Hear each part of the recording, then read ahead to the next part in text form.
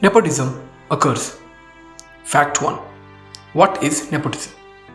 Nepotism is based on favoritism granted to relatives in various fields. The term comes from Italian word nepotismo, which means nephew.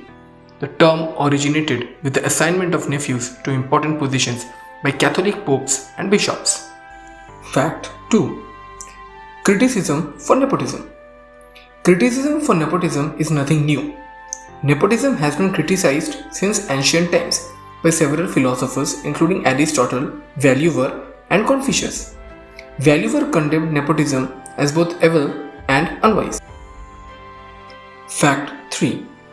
Is nepotism good or bad? Nepotism is present everywhere. If nepotism ruins talents and bring an industry down, then it's going to be more dangerous, similar to that of any pandemic.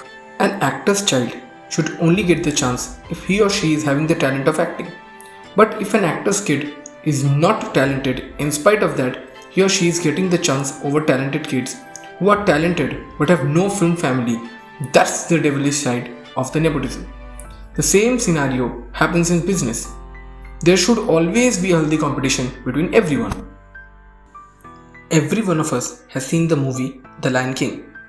The story revolves around the little lion cub Simba.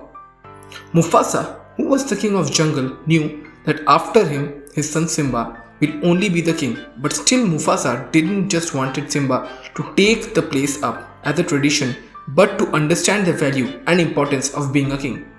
Throughout the film, we have seen how Mufasa taught Simba each and everything about being a king and kept on saying that Simba will only become a king when Simba will be worthy.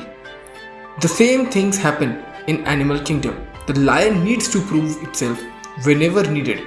If he is found not worthy, the kingdom simply passes on to the one who is worthy.